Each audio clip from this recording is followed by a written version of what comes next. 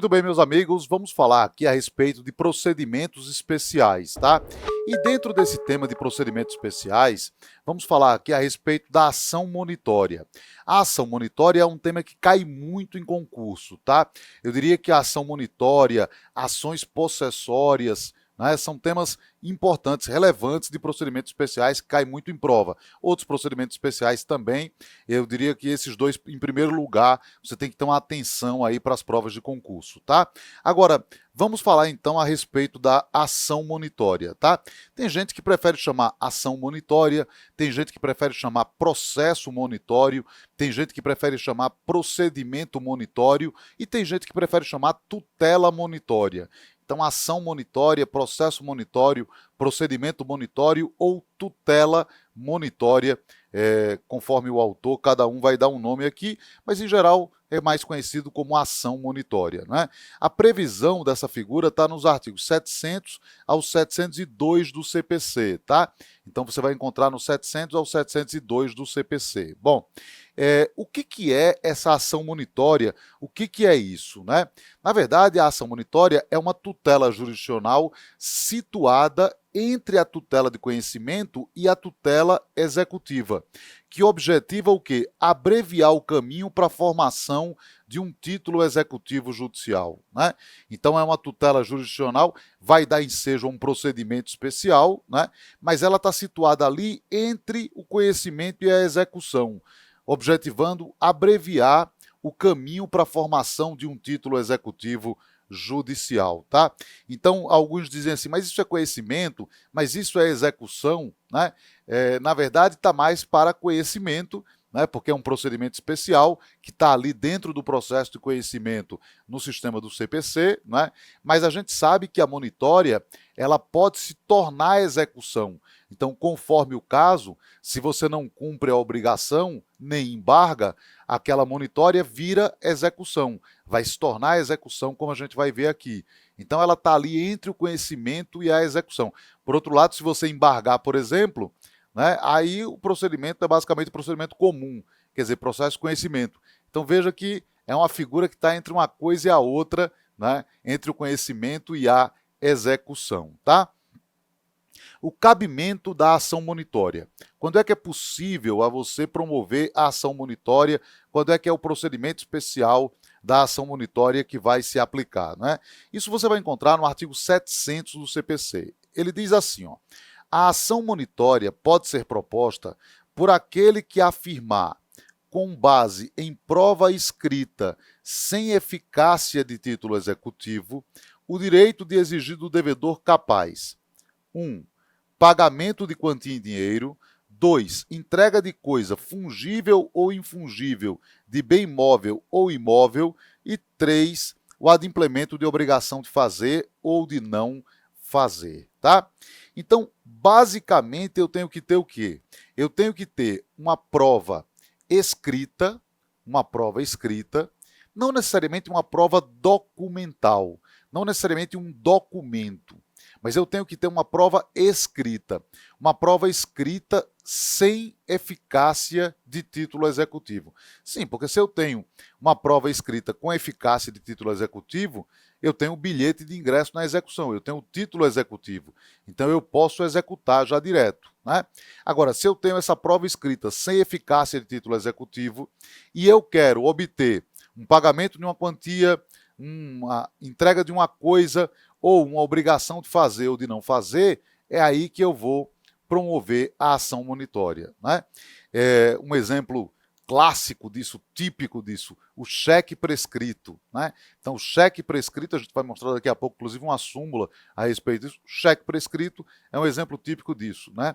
Eu tenho aqui uma prova escrita, mas sem eficácia de título executivo. Então, eu posso promover a ação monitória, tá? O interessante, o parágrafo 1º, porque ele fala que a prova escrita pode ser uma prova oral documentada, produzida antecipadamente nos termos do artigo 381. O 381, ele trata de quê? O 381 é a produção antecipada de provas. Então, ele prevê a chamada ação probatória autônoma, né? Aquela ação em que você promove apenas para produzir provas, e que você pode fazer isso por diversas razões, né? Pode fazer isso por um periculo in mora, um risco de não poder produzir essa prova depois, pode fazer isso porque você afirma ao juiz que tem, com essa prova vai tentar fazer um acordo, pode fazer isso porque você afirma para o juiz que com isso você vai avaliar se vai promover ou não uma ação, enfim, por várias razões você pode fazer a produção antecipada de prova. E essa produção antecipada de prova poderia ser, por exemplo, uma prova testemunhal, pode ser uma prova pericial, né? Essa prova não é um documento, não é um documento. Agora, ela vai ser o quê? Documentada. Documentada. Então, ela não é uma prova documental, né? Ela é uma prova documentada.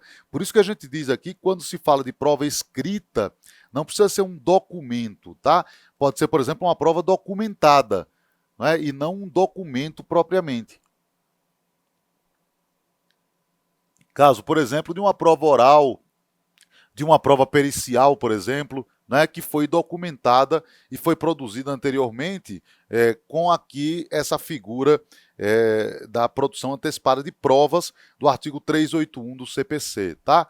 Então, é preciso fazer aqui essa distinção para não acreditar que é sempre prova documental, né? É prova escrita sem eficácia de título executivo, tá?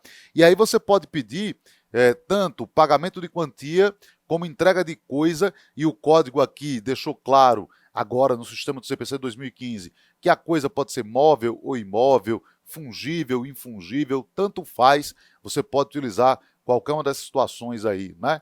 E pode ser também a obrigação de fazer ou de não fazer, tá? Algumas súmulas aqui do STJ são importantes e que caem em prova, tá? Para a gente entender alguns exemplos disso, né? Ó, a súmula 299 que diz que é admissível a ação monitória fundada em cheque prescrito, né?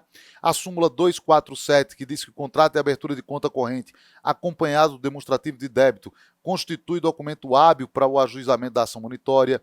A 384 diz que cabe ação monitória para haver saldo remanescente oriundo de venda extrajudicial de bem alienado fiduciariamente em garantia.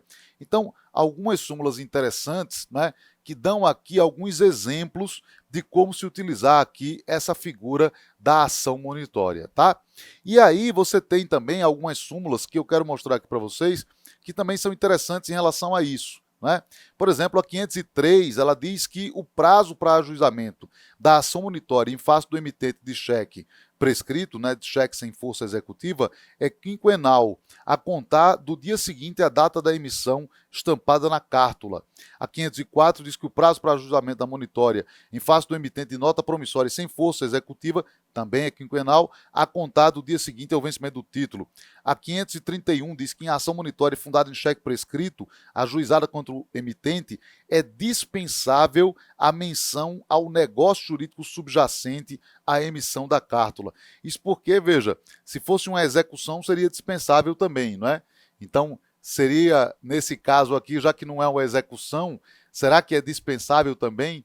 Né? Será que basta o documento? Será que basta aquele cheque, mas eu não precisaria mencionar o negócio jurídico subjacente, né, que gerou aquele cheque? Não, não precisa. Está aqui a súmula 531 do STJ, tá? Então são algumas súmulas interessantes que eu queria mostrar para vocês aqui e que vocês devem dar uma lida com calma, com cuidado em todas elas, porque aqui e acolá elas vão aparecer em prova, uma questão vai aparecer em prova com base numa súmula dessas, tá? Então você precisa estar muito atento a essas súmulas aqui, tá? Uma questão interessante aqui a respeito ainda desse cabimento aí da monitória. Será que é possível monitória, né, para cobrar dívida de jogo contraída por brasileiro em cassino que funciona legalmente no exterior? Olha que pergunta essa, né? O cara fez uma dívida de jogo num cassino no exterior. Aqui no Brasil não permitido, mas no exterior permitido e legal, né? E aí, será que pode-se usar a monitória para cobrar essa dívida? Olha que interessante esse caso aqui, tá? A terceira turma do STJ tem uma decisão muito interessante a respeito disso.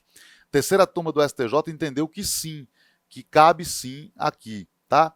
E aí ela tem vários argumentos, vale a pena você dar uma lida aqui nesse acórdão, né? da terceira turma do STJ, tá? Que tem todos os argumentos aqui para dizer que sim, que é possível e tal, não é incompatível com a ordem pública, enfim, que o cassino é legal lá fora, não é? E assim por diante. Uma decisão bem interessante aqui, admitindo a monitória nesse caso, tá? Outra questão muito interessante sobre esse cabimento da monitória é a seguinte: será que o e-mail pode fundamentar uma ação monitória? Eu posso promover, porque lá se fala o quê? Lá se fala que você tem que ter, né, algo escrito, né? Mas e o e-mail, né? Escrito quer dizer necessariamente em papel, né? O que é aqui essa figura aqui, né? Que autoriza a monitória. Veja que interessante, ó, em relação ao e-mail, nós temos decisão, por exemplo, da quarta turma do STJ dizendo que sim, que o e-mail é sim prova hábil a instruir a monitória, né? Desde que você tenha aqui a demonstração de que, desde que você tenha aqui uma probabilidade de existir o direito. O juiz faz um juízo de probabilidade. Toda vez que o juiz analisa, né, aquilo que é apresentado na monitória, ele faz um juízo de probabilidade, né? Ele faz uma análise de probabilidade do direito afirmado, né? Então, se ele não vislumbra nada no e-mail que possa ser contestado ali, que possa ser colocado em dúvida, né? Então ele pode admitir o e-mail, tá? Ele pode admitir o e-mail. Então pode fundamentar desde que se convença da verossimilhança da alegação e da idoneidade das declarações, tá? Agora, se por um acaso isso não é assim, se por um acaso, né, é um juízo de verossimilhança, de probabilidade que ele vai fazer aqui, tá? Agora, não aquilo ali foi produzido, é falso, então vai caber ao réu embargar e nos seus embargos demonstrar isso, né? Então ele vai embargar, vai poder demonstrar isso nos seus embargos, tá? Mas é muito interessante aqui também essa possibilidade de utilização aqui do e-mail, tá? Outra pergunta interessante: será que o detentor de um título executivo extrajudicial pode optar por promover uma ação monitória? Um detentor de um título executivo extrajudicial pode fazer isso, né? Ele pode optar por promover uma ação monitória? Bom, em geral, quem detém um título executivo extrajudicial vai promover uma ação de execução, não vai promover uma ação monitória, né? Vai promover uma ação de execução. Mas é perfeitamente possível abrir mão da execução e promover a monitória, tá? Como é possível abrir mão da execução e promover uma ação de cobrança, por exemplo, né, pelo procedimento comum. Veja, o artigo 785 do CPC diz que a existência de título executivo extrajudicial não impede a parte de optar pelo processo de conhecimento, a fim de obter o título executivo judicial. Ou seja, a parte pode optar até pela ação de cobrança, né? Então, se pode optar até pela ação de cobrança, imagine a ação monitória, tá? Eu, sinceramente, não vejo nenhuma vantagem em fazer isso. Não vejo nenhuma vantagem. Eu sei que o código permite isso, tenho que dizer isso em prova, então você em prova vai dizer isso, né? Mas não vejo nenhuma vantagem, sinceramente, de se optar pela ação monitória. Alguns vão dizer assim, não, mas a vantagem se dá porque é possível que tenha uma dúvida se aquilo é ou não é um título executivo. Então eu tenho lá uma prova escrita que eu tenho uma dúvida se ela é ou não é um título executivo, tal. Então eu promovo a ação monitória. Mas nenhum problema existirá se você promover a execução e disser ao juiz, se entender que não se trata de um título executivo, receba como monitória. Nenhum problema de você fazer isso, né? Na verdade, você estaria fazendo aqui um pedido subsidiário, né? Então, nenhum problema. Então, por que fazer isso aqui? Mas, enfim, o código autoriza, a gente tem que sempre lembrar disso aqui, tá? Bom, e qual é o procedimento? Qual é o procedimento aqui monitório, né? Como é que ele se dá? Ele é um procedimento especial, né? Então, ele vai ter aqui algumas características de procedimento especial. Todo procedimento especial é um procedimento comum adaptado.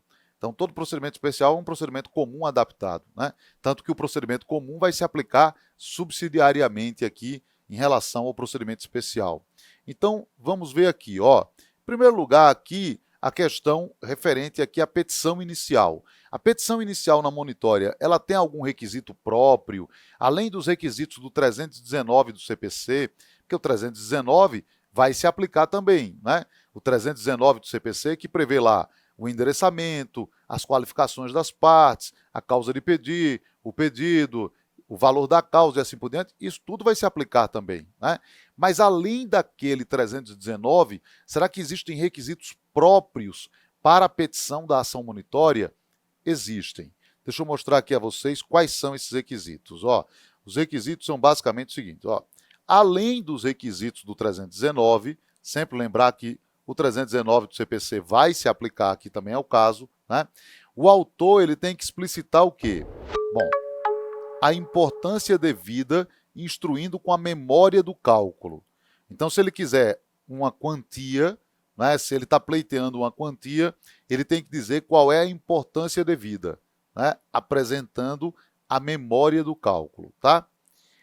Além disso, o valor da coisa reclamada. Então, se por um acaso ele está pedindo a entrega de uma coisa, bem móvel, bem imóvel, né, fungível, infungível, ele tem que dizer qual é o valor, tá?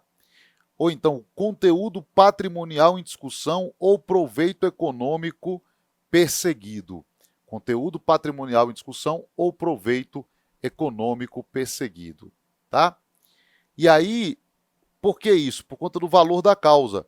Porque o valor da causa vai corresponder à importância ou da quantia, ou do valor da coisa reclamada, ou do conteúdo patrimonial ou do proveito econômico perseguido, né? Então, por isso, a importância de explicitar tudo isso também, porque isso vai determinar aqui o valor da causa na monitória, né? Vai determinar aqui o valor da causa na monitória, tá? Muito bem, então você vai aplicar aqui o 319, 320, 320 é só uma complementação do 319. Então, 319, 320 e vai também seguir esses requisitos que estão no artigo 700, parágrafo 2º, 700, parágrafo 2º do CPC, tá? Muito bem, aí você promoveu a ação monitória, né? E aí eu pergunto, nesse caso, aquele controle de admissibilidade da petição inicial. O que é o controle de admissibilidade da petição inicial? Né? A possibilidade de saneamento da petição inicial, a emenda da inicial, né? 321. O indeferimento da petição inicial, artigo 330 do CPC. A improcedência liminar, né? Artigo 332 do CPC. E o despacho liminar positivo. Isso se aplica à monitória? Esse controle de admissibilidade da petição inicial. Ao receber a petição inicial, o que faz o juiz? Esse controle de admissibilidade se aplica à monitória? Claro que sim, né? O 321 vai se aplicar à monitória. 321 é o que trata da emenda da inicial, vai se aplicar à monitória. O 330, indeferimento da petição inicial, vai se aplicar à monitória. O 332, improcedência liminar, vai se aplicar também à monitória, né? Mas, para além disso, a gente tem que pensar que aqui é um procedimento especial e o que tem de diferente aqui nisso, né? Ó, quando você vem aqui para o 700, parágrafo 4º, ele diz o seguinte, que além das hipóteses do 330, a petição inicial será indeferida quando não atendido ao disposto no parágrafo 2º do artigo 700, que é aquilo que eu já mostrei para vocês agora há pouco, né? Esse parágrafo 2º do artigo 700, né? Parágrafo 2º do artigo 700 é isso aqui. A importância devida, com a memória do cálculo, o valor atual da coisa reclamada, o conteúdo patrimonial em discussão ou o proveito econômico perseguido, né? Então, é basicamente isso aqui. Então, se não atendido isso, a petição inicial será indeferida, tá? E aí, o Código diz que, parágrafo 5º, havendo dúvida quanto à idoneidade da prova documental apresentada pelo autor, o juiz intimá-lo-á é ótimo, né? Intimá-lo-á, me lembrei de Michel Temer aqui, intimá-lo-á para, querendo, emendar a petição inicial adaptando-a ao procedimento comum. Veja que aqui é um caso interessante, né, em que se permite o quê? Se permite uma espécie de conversão da monitória em procedimento comum. Por exemplo, conversão da monitória em ação de cobrança, né, pelo procedimento comum. Tá? Agora, isso aqui dá a entender que aqui no parágrafo 4 ficou muito claro que o 330 vai se aplicar, que todos os casos de indeferimento da petição inicial aplicam-se à monitória. E além daqueles casos, tem também um caso de indeferimento da petição inicial, que é o quê? O não cumprimento no disposto no parágrafo 2º do artigo 700. Então, além do 330, você tem também o quê? O não cumprimento ao disposto no parágrafo 2º do artigo 700 do CPC. Né? Muito bem. Agora, o parágrafo 5º, ele, numa leitura apressada, ele dá a entender que a emenda da inicial é só nesse caso. A emenda da inicial só deve ocorrer quando há dúvida quanto à idoneidade da prova. Mas isso não é verdadeiro. Né? Se há dúvida quanto à idoneidade da prova, isso é caso de emenda da inicial. Mas vai se aplicar aqui o 321 do CPC para qualquer situação, para qualquer caso em que você tenha um vício sanável. Se há um vício sanável, qualquer caso que tenha um vício sanável, você aplica o 321. Por exemplo, o sujeito pleiteou uma quantia, mas não apresentou a memória do cálculo. Se ele pleiteou uma quantia, mas não apresentou a memória do cálculo, né, você vai aplicar primeiro o 321. O saneamento da petição inicial. O juiz dará 15 dias ao autor para que ele corrija esse vício. Se ele não fizer isso, aí ele indefere. Então, ele não vai indeferir já de plano. Ele vai primeiro dar a oportunidade, se é um vício sanável, vai dar uma oportunidade de corrigir esse vício. Não havendo correção, aí ele indefere. Tá? Então, o 321 vai se aplicar à monitória, não só no caso aqui do parágrafo 5º, mas em qualquer caso, né, vai se aplicar aqui a monitória. Tá? Outra coisa, a própria leitura do parágrafo 5º, que é muito mal escrito cá entre nós, ele dá a entender também que toda vez que houver dúvida quanto à idoneidade da prova, tem que transformar em procedimento comum. Claro que não. Pode haver dúvida quanto à idoneidade, o juiz aplicar o 321 dando 15 dias ao autor e o autor demonstrar que aquela prova escrita é hábil para a monitória, é hábil para a admissão da monitória. Então, não necessariamente, ao dar os 15 dias, vai se converter, adaptar ao procedimento comum. O autor pode provar que essa prova é hábil para o ajuizamento de uma ação monitória. Tá? Então, é isso que vai acontecer aqui. Tá? Então, o que vai ocorrer é basicamente isso aqui. Aliás, olha aqui o enunciado 188 do FPPC, que diz assim, ó, com a emenda da inicial, o juiz pode entender idônea a prova e admitir o segmento da ação monitória.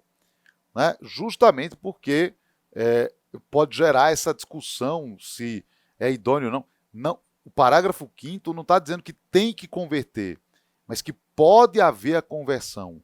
Pode haver a conversão, né? Mas não necessariamente tem que converter nesse caso. Tá? Então, é bem importante aqui, ó. Inclusive, ó, eu coloquei aqui para vocês, a segunda sessão do STJ decidiu que, faltando o demonstrativo de débito atualizado, o juiz deve conceder ao autor o prazo para a emenda da inicial. Conceder o prazo para a emenda da inicial, justamente porque o 321 vai se aplicar integralmente aqui ao caso. Né? Então, ele vai se aplicar integralmente aqui ao caso. Tá? Muito bem.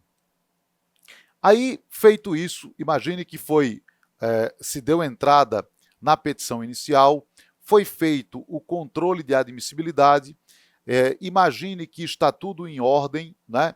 Não é caso de saneamento, não é caso de indeferimento, não é caso de improcedência liminar, não se aplica aqui o 332 do CPC, a improcedência liminar. Né?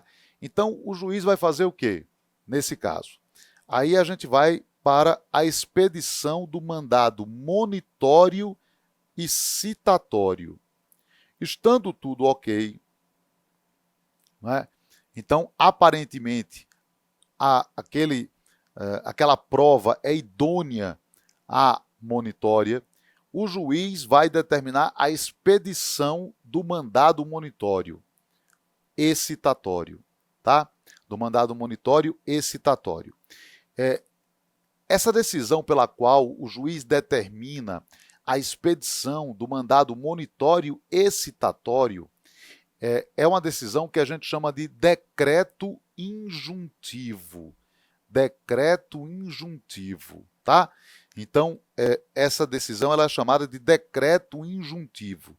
Então, a monitória é admissível, é provável a existência do direito, né? Num primeiro momento, é só um juízo de probabilidade, uma cognição sumária. O juiz vai fazer apenas uma cognição sumária, um juízo de probabilidade. Há uma probabilidade do direito existir, né? E aí o juiz profere o decreto injuntivo, determina a expedição do mandado monitório citatório. Note que ele tem uma dupla função, citar o réu, né? Então ele tem uma dupla função, citar o réu, e ao mesmo tempo ordenar o cumprimento. Ordenar o cumprimento, seja do pagamento, seja da entrega de coisa, seja da obrigação de fazer ou de não fazer, né? Por isso que a gente diz que ele é citatório e monitório. Por que citatório e monitório? Citatório, ele está citando o réu, né? Está trazendo ele para o processo, né? Abrindo aqui para o contraditório, mas ao mesmo tempo tem aqui também o mandado o quê? Monitório, que é o quê? Para pagar, para entregar a coisa, né? Para fazer, não fazer, tá?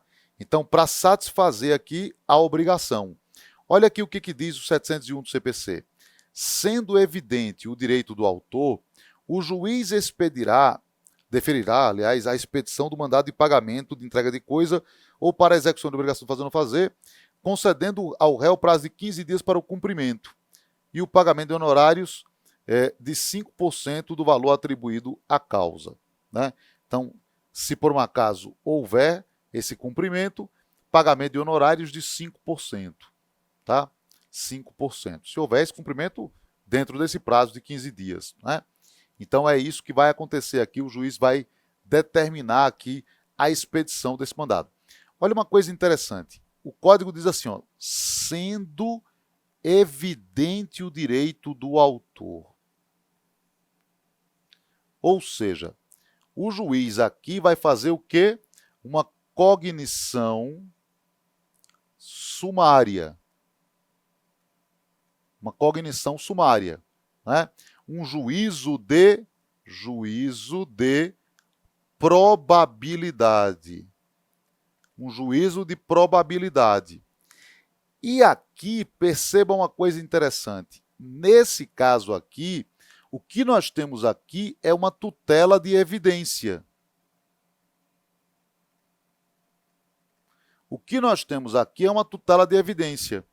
O juiz ele vai conceder uma tutela de evidência, né? Porque independentemente de periculo in mora, ele já vai antecipar as coisas. Ele já vai determinar o pagamento, né? A entrega da coisa, a execução da obrigação de fazer ou não fazer. Ou seja, no fundo, isso aqui é uma tutela de evidência, tanto que ele diz, sendo evidente o direito, e não exige periculo in mora. Então, isso é uma tutela de evidência, né? Isso vai ser muito importante lá para frente, que eu vou explicar uma coisa para vocês, mas aqui é uma tutela de evidência, tá?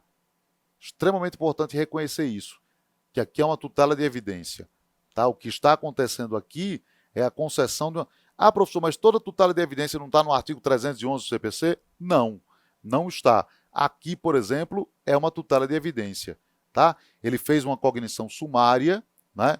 Juízo de probabilidade, e com isso ele concedeu uma tutela de evidência.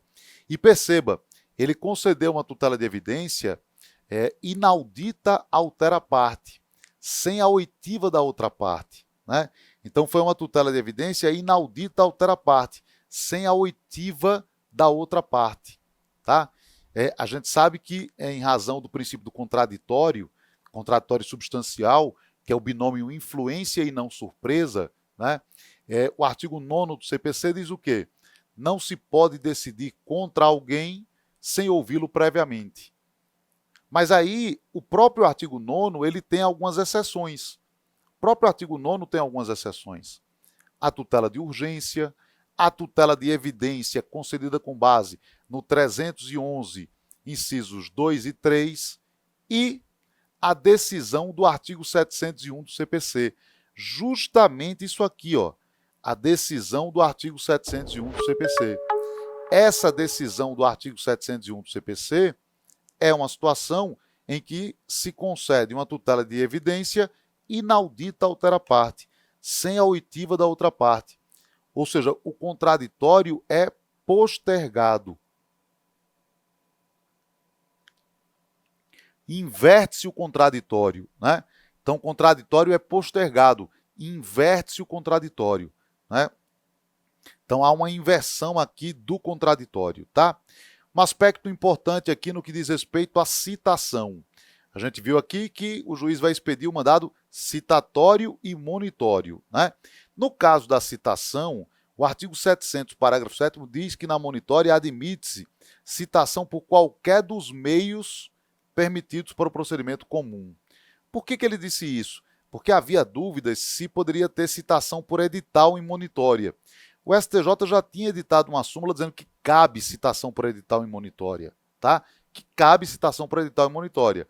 Mas o código deixou claro que todos os tipos de citação são permitidos aqui em relação à monitória, tá?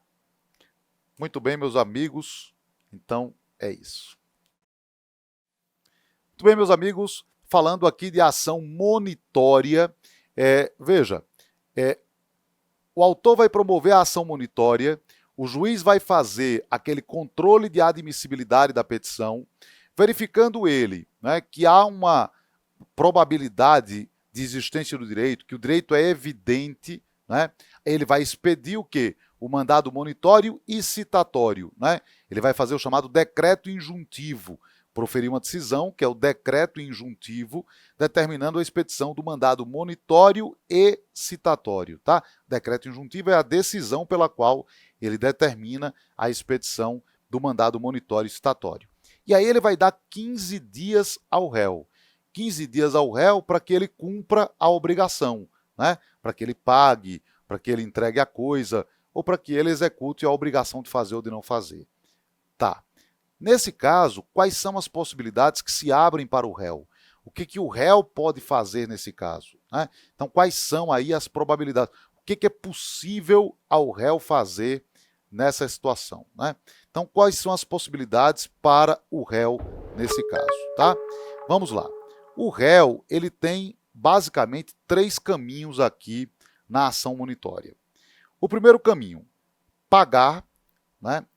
Pagar ou entregar a coisa ou cumprir a obrigação de fazer ou não fazer. Ou seja, na verdade, cumprir a obrigação. Ficaria até melhor a gente dizendo assim, cumprir a obrigação. Cumprir a obrigação. Cumprir a obrigação, tá? Porque também tem a obrigação de fazer ou não fazer, né? Então, cumprir a obrigação. Ele vai poder cumprir a obrigação, tá? Se ele cumprir a obrigação nos 15 dias, então ele vai ter 15 dias. Se ele voluntariamente cumprir a obrigação, ele está dispensado de custas processuais e ele vai pagar honorários de 5%. 5% do valor atribuído à causa. Então, 5% de honorários, tá?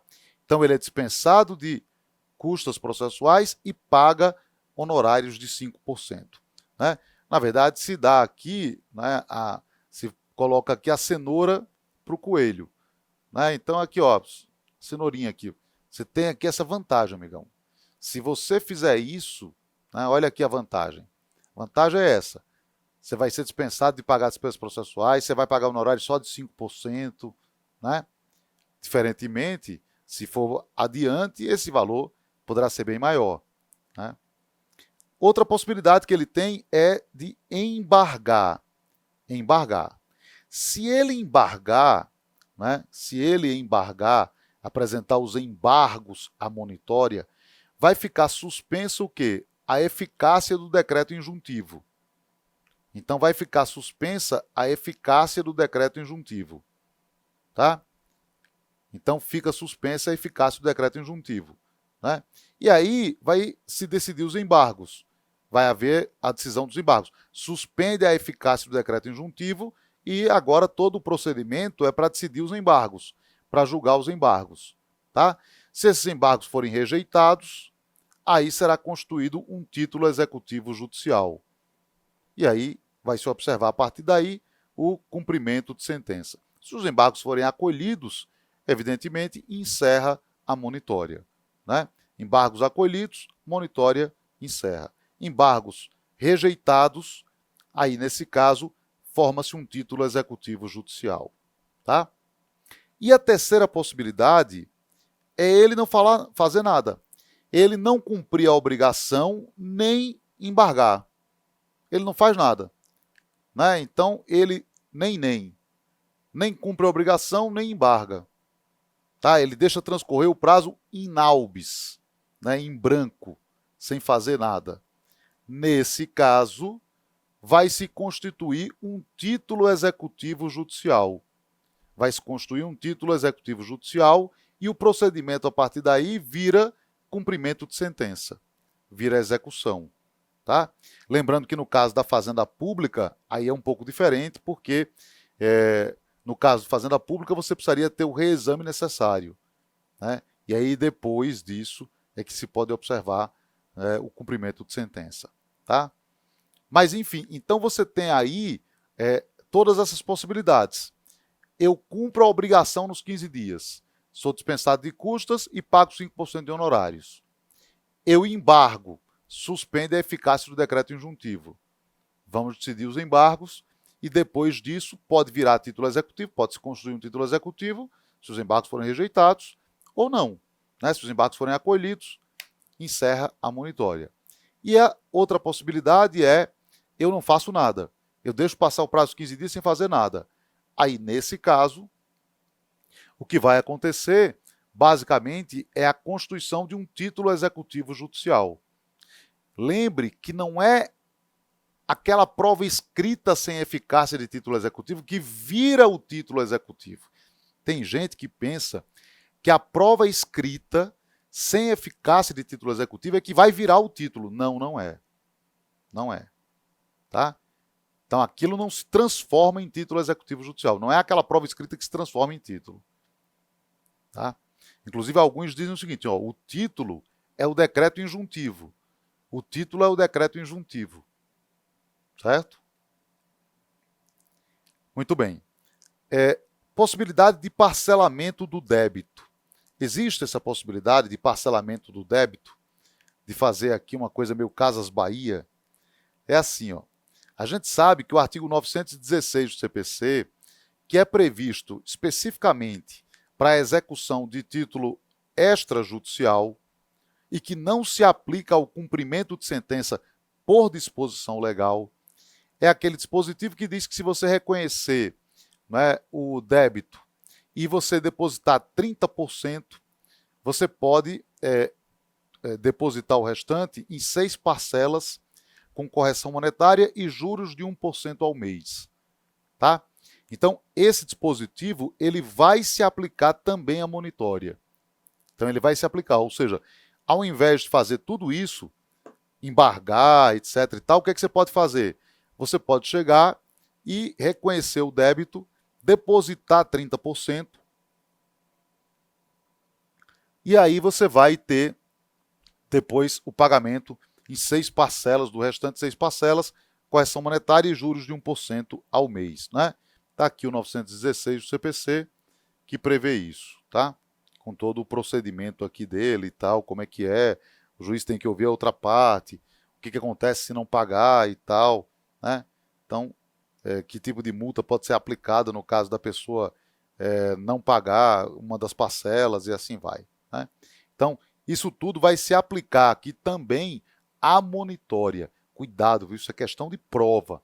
916, ele vai se aplicar à monitória, mas ele não vai se aplicar ao cumprimento de sentença. Né? Jump of the cat, aqui, pulo do gato. Né? Vai se aplicar à monitória, mas não vai se aplicar ao cumprimento de sentença. Tá? Agora vamos falar aqui dos embargos. Os embargos à monitória. Né? Tratando agora dos embargos à monitória. Tá? Bom, em primeiro lugar, com relação aos embargos, a pergunta que é a seguinte: qual é a natureza desses embargos? Esses embargos têm que natureza? O que seriam esses embargos? Né? Esses embargos seriam uma ação, esses embargos seriam uma defesa, esses embargos teriam natureza híbrida de ação e defesa, porque a gente sabe que, no caso de uma execução de título extrajudicial, os embargos têm uma natureza de ação, segundo o entendimento clássico, o entendimento majoritário e tal. Embora alguns digam, olha, claramente é uma defesa e tal, mas o entendimento clássico é no sentido de que eles são uma ação. Então, os embargos à monitória seriam o quê? Ação, defesa, um híbrido. É algo altamente controvertido isso, tá? Altamente controvertido isso. Então, alguns dizem que é ação, outros dizem que é defesa e outros dizem que é um híbrido mesmo. Um híbrido de ação e de defesa, tá? O STJ, na vigência do Código passado, ele decidiu que os embargos não estão sujeitos a custas. Não estão sujeitos a custas, tá? Inclusive, isso aqui tem a ver com a súmula 292, que a gente vai ver depois aqui, sobre o cabimento de reconvenção em ação monitória. Tá? Mas, enfim, o entendimento hoje, que eu percebo assim na maioria, é de defesa. Então, a maioria defende a ideia de defesa. Mas, defende a ideia de defesa ficou estranho, né? A maioria entende que é defesa. Mas, assim, existe uma divergência mesmo a respeito disso, tá? Você pode, numa prova, por exemplo, falar que existem essas opiniões todas e tal, numa prova discursiva, né? Aqui um aspecto interessante. O 702, parágrafo 1º, diz que os embargos podem se fundar em matéria passível de alegação como defesa no procedimento comum. Ou seja, reforça a tese de que os embargos são defesa. Por quê? Porque a matéria pode ser toda a matéria de defesa de contestação.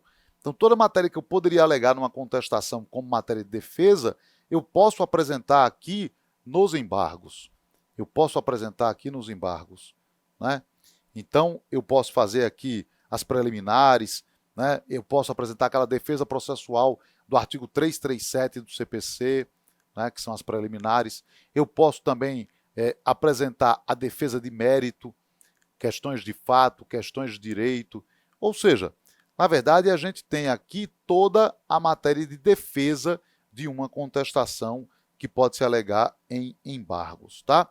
Deem uma olhada aqui depois nessa decisão da terceira turma do STJ a respeito aqui do cheque prescrito e da questão da discussão a respeito do negócio jurídico subjacente.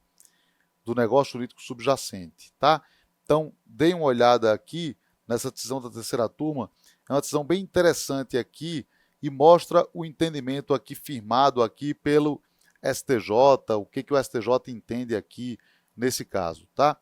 Então, aqui só a finalização, ele diz assim, ó, isso significa que, embora não seja necessário debater a origem da dívida para você promover a ação monitória, né, no caso de cheque prescrito, o réu pode formular defesa baseada em eventuais vícios ou na inexistência do negócio jurídico subjacente, mediante a apresentação de fatos impeditivos, modificativos ou extintivos do direito do autor.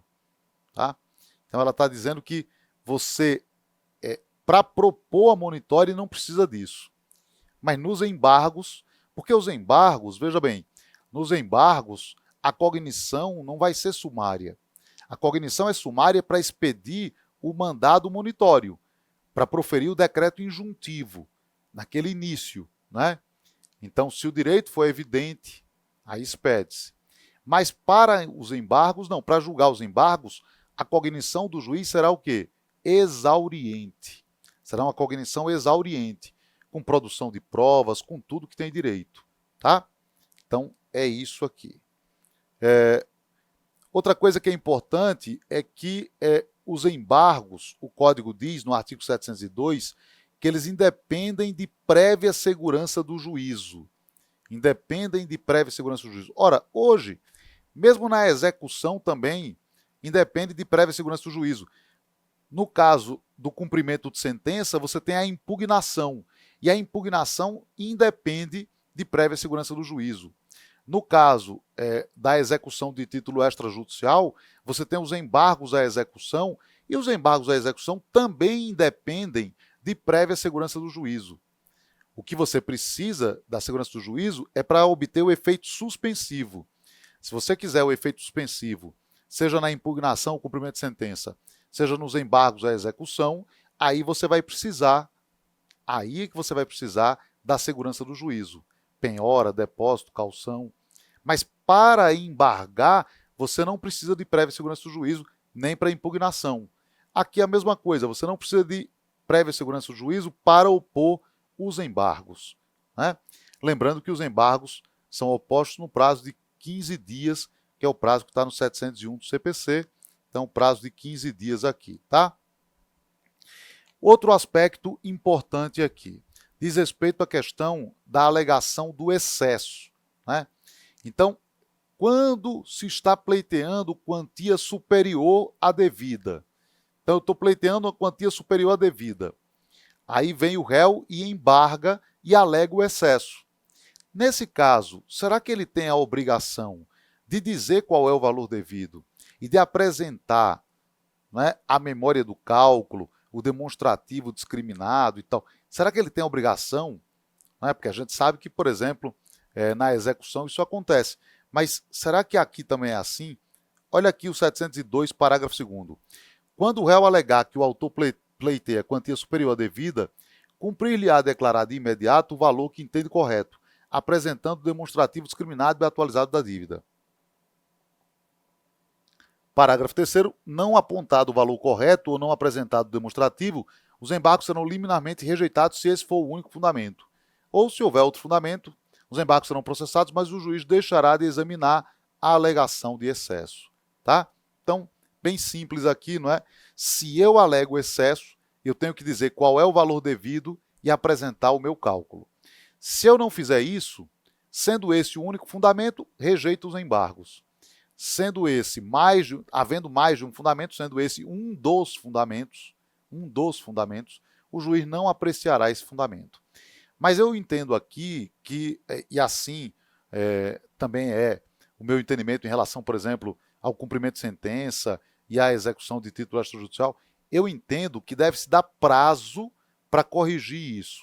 Então, não corrigido isso, aí rejeita, tá? Alguns vão dizer que não, porque fala-se rejeitar liminarmente. Liminarmente. Então, alguns vão dizer que não tem que dar prazo, porque deve-se rejeitar liminarmente. Mas acontece que dar prazo para corrigir o vício é algo que está de acordo com o princípio da cooperação, lá do artigo 6º do CPC. Então, é algo que está de acordo com o princípio da cooperação do artigo 6º do CPC, tá? Outra coisa, será que esses embargos têm efeito suspensivo? Os embargos suspendem, né, a eficácia do decreto injuntivo? Olha aqui, o parágrafo 4º diz: a oposição dos embargos suspende a eficácia da decisão do artigo 701 até o julgamento em primeiro grau. Até o julgamento em primeiro grau. Né? Não quer dizer que vai continuar, mas até o julgamento em primeiro grau suspende. Então veja que os embargos têm efeito suspensivo. É diferente aqui dos embargos à execução, é diferente da impugnação ao cumprimento de sentença, porque esses embargos têm um efeito suspensivo do decreto injuntivo. A simples apresentação já é suficiente, né? Então o decreto injuntivo, aliás, veja, não precisa nem a apresentação. Já a simples abertura do prazo, abriu o prazo para embargar, aquele decreto injuntivo já está ali paralisado. Se eu não embargar, tudo bem, aí cumpre-se aquilo. Agora, se eu embargar, continua a suspensão. No fundo, a suspensão não seria com a apresentação dos embargos, seria com a abertura do prazo para isso. Abrir o prazo para isso, já tem a suspensão. Né? É como efeito suspensivo de apelação, por exemplo. Né? Abrir o prazo para apelação já tem o efeito suspensivo. Se eu apelar, o efeito suspensivo continua. Se eu não fizer isso, aí ele é derrubado. A mesma coisa é aqui, né? Então, abriu 15 dias para opor embargos, senão a pessoa teria que, de qualquer jeito, cumprir. Não poderia embargar, não poderia fazer nada. Né? Então, já viraria título executivo já no prazo de 15 dias. Né? Então, é dessa forma que vai se dar aqui, tá? Outra coisa que é interessante. Quando você tem a apresentação de embargos, você tem aqui o quê? O parágrafo 5º diz que o autor será intimado para responder os embargos em 15 dias. Tá? Alguns aqui, inclusive, dizem que os embargos têm natureza de ação por isso. Porque o código fala em responder os embargos. Responder. Então, os embargos teriam natureza de ação. Né? E aí, a questão é, tudo bem, vai responder em 15 dias os embargos. Vai, entre aspas, contestar em 15 dias os embargos. Ok. E pode reconvir, ó, o STJ já tinha editado a súmula 292 dizendo que é possível sim. Dizendo que era possível você reconvir desde que você embargasse. Você apresentando embargos, né, você tendo a apresentação de embargos, você poderia reconvir. Tá? Mas hoje o código ele diz o seguinte, que admite-se reconvenção, sendo vedada a reconvenção à reconvenção. Então, o código diz que é possível reconvenção em monitória. Então, é possível ter reconvenção em monitória, sendo vedada a reconvenção à reconvenção. Que, aliás, é uma discussão que existe mesmo, se pode ter reconvenção à reconvenção. Né? Aqui, no caso da monitória, pelo menos essa discussão não existe. Não pode ter reconvenção à reconvenção. Né? Se tiver uma reconvenção, a outra parte será ouvida e vai poder responder à reconvenção, mas só contestar. Né? O 702 fala dos embargos parciais. Então, se eles forem parciais, né, constitui-se de pleno direito em relação à parcela que é o título executivo em relação à parcela em controvérsia. Então, se eu embargar parcialmente, embargar um capítulo apenas, né, embarguei apenas um capítulo, quanto ao outro capítulo, constitui-se de pleno direito o título executivo. Tá? A rejeição aos embargos. O 702, parágrafo 8º, diz: rejeitados os embargos, constituir-se-á de pleno direito o título executivo judicial. Então, veja, rejeitados os embargos, constitui-se um título executivo judicial. E, a partir daí, você vai ter a observância de quê? Do cumprimento de sentença. A partir daí, observa-se o cumprimento de sentença no caso da rejeição. Tá? Tá, legal. E qual o recurso? Da decisão dos embargos, qual o recurso que vai caber? Que recurso vai caber da decisão dos embargos? Cabe algum recurso? Qual o recurso? Olha aqui. Isso aqui caiu em prova mais de uma vez, em várias provas, isso aqui. Cabe apelação contra a sentença que acolhe ou rejeita os embargos. Então, a primeira coisa, o código está dizendo que a decisão dos embargos é sentença. Reforça também a tese para alguns de que é uma ação, né, de que os embargos são uma ação.